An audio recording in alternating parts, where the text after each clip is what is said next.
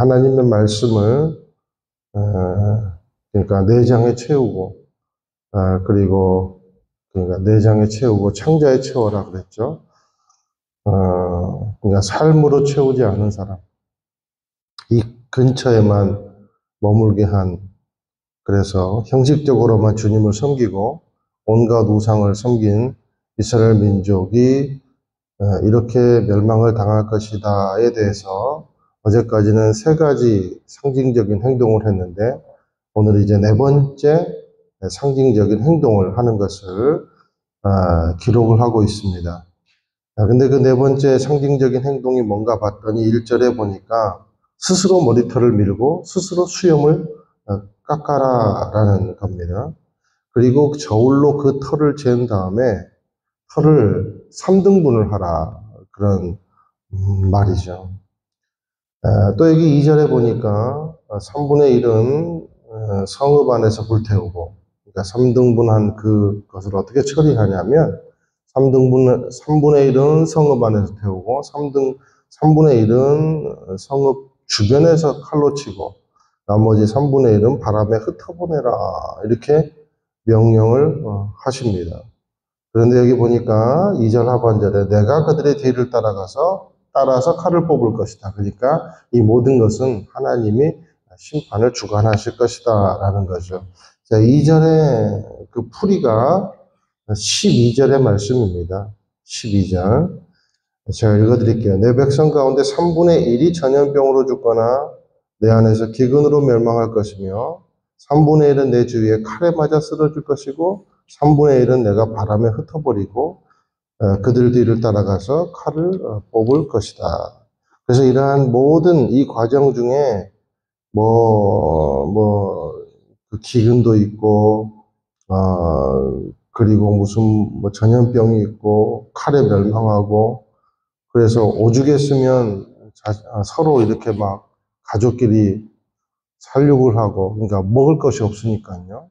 그런 일이 벌어질 것이다 라는 거죠. 안타까운 일이죠. 그런데 여기 주목해 볼 사실이 하나 있습니다. 그것은 뭐냐면 에스겔이 자기 머리와 자기 수염을 스스로 밀어버렸다라는 사실입니다. 에스겔은 제사장 출신입니다. 제사장 출신인 에스겔이 자기 머리와 수염을 깎는다는 사실, 이거는요 수치스러운 일이고 충격적인 일입니다. 이건 굉장한 명령입니다. 에스겔서 레위기 21장 5절에 보니까 제사장은 스스로 자기를 더럽히면 안 되는데 그 중 하나가 제일 중요한 게 뭐냐면 삭도하지 않는 거였어요. 그러니까 스스로 면도를 하고 머리를 그냥 깎는 행위, 그런 것들은 거룩치 못한 행동이기 때문에 그런 일을 해서는 안 된다라고 레위기에서는 분명하게 율법에 기록이 되어 있습니다. 이게 하나님의 명령이에요. 그러니까 머리털을 다 밀어버리고 수염을 깎고 돌아다니는 에스겔을 보면서 동족들이 얼마나 비난을 했겠습니까? 제사장뿐입니까? 일반인도 마찬가지입니다. 그런데 언제 수염과 머리털을 밉니까? 성경에 보면 망할 때, 애통할 때, 그럴 때 머리털을 밀죠. 그리고 죄에 앉고 막 겉옷을 이렇게 막 벗고 그러잖아요. 통곡을 하고. 그러니까 처절한 슬픔을 겪었을 때 머리털을 밀고 수염을 깎았습니다. 예를 들면 욥이 자식들이 다 죽고 집안이 풍지박산이 나니까 어떤 행위를 하죠? 머리털을 밀어버리고 겉옷을 벗고 떼굴떼굴 구르면서 애통을 하잖아요. 그러니까 이 말이 무슨 말이냐면 에스겔이 풍지박산이 난 민족, 또 앞으로 3차 포로기가 거치기까지 풍지박산이 날 민족을 대신해서 마치 겉옷을 벗고 머리털을 미는 것처럼 애통해 하라라는 그러한 의미가 있다는 것입니다. 3등분 그랬어요. 이것은 세 차례에 걸친 포로기를 아마 의미할 것입니다.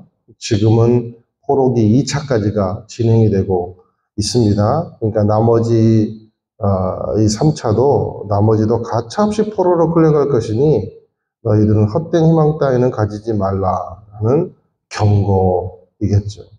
결국 죄 지은 사람은 회피가 살리는 것이 아니라 철저하게 무너짐이 자기를 살린다는 겁니다. 그러니까 이스라엘 민족도요, 철저하게 무너지기 전까지는 하나님의 은혜를 깨닫지 못할 거라는 거예요.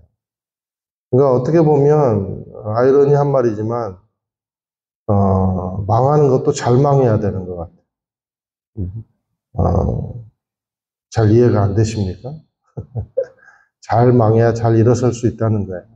그러니까 이게 무슨 말인가? 아예 그냥 폭삭 망해라 이게 아니라 철저하게 자기 자신이 내려놓아질 때까지 정말 하나님께 통회자복하고 무릎을 꿇을 때까지 뭐 그렇게 유일한 그냥 무릎을 꿇는 것이 최고의 생존 방법이고 유일한 생존 방법이다라는 겁니다. 우리가 무릎은 펴고 걸어가라고 만들어져 있지만 무릎을 굽히지 못하면요 사람 굳어버려요. 못 걸어요. 여러분이 하루 내내 무릎 굽지 않고 펴보고만 있어 보세요. 여러분 못 걷습니다. 그러니까 굽었다 폈다 해야만 걸어갈 수가 있다라는 거예요. 그러니 하나님 앞에 우리가 균형 잡힌 영성, 균형 잡힌 태도가 얼마나 중요한 것인가라는 것을 알 수가 있죠.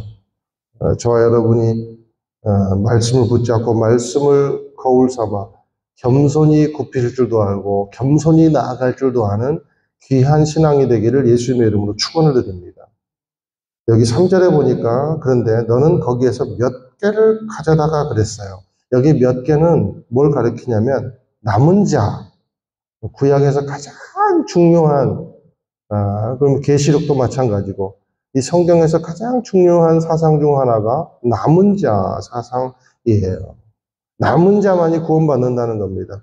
그러니까 그 와중에 자신을 낮추고 회개하며 하나님 앞에 겸손히 나아가고 애통하는 에스겔 같은 사람들을 상징하는 것이 바로 이 몇 개라는 거예요.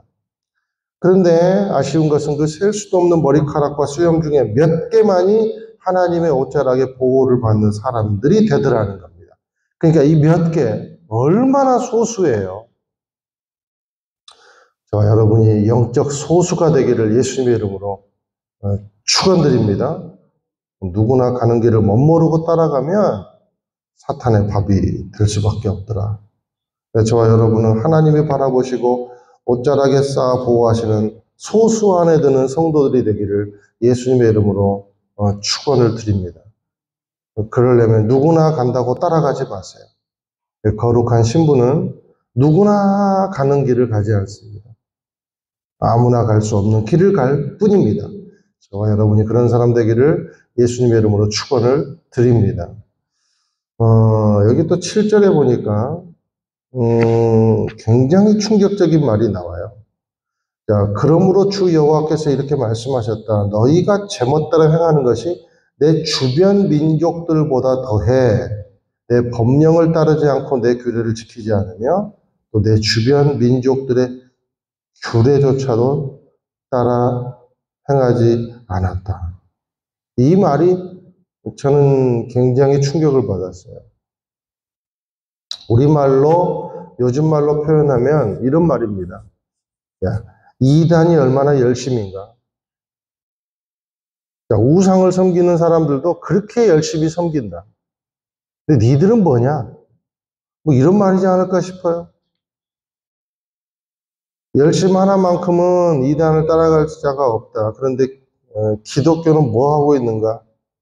열심도 없고 기득권이나 유지하고 사리분별도 못하고 기복이 신이 되어 있고 약자에게 강하고 강자에게 약하고 지도자들은 배만분리를 하고 이념과 사상이 복음을 앞서고 있고 부정축제하고 유명할수록 위치를 권력으로 알고 있고 생명을 건지는 일에 앞장서지도 않는 무례배 같은 모습이 너희들의 모습이 아니냐.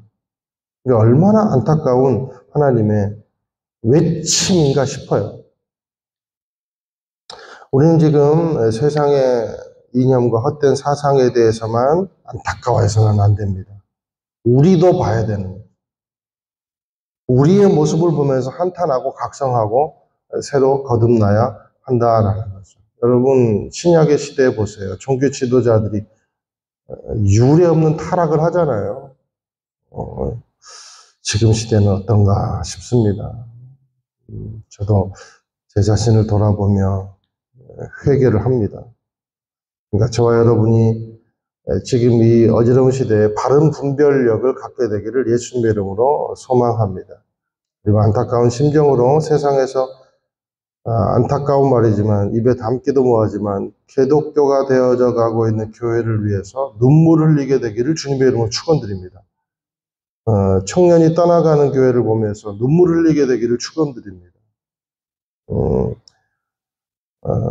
이념의 희생물이 되는 교회를 보면서 눈물을 흘리게 되시기를 예수님의 이름으로 축원을 드립니다.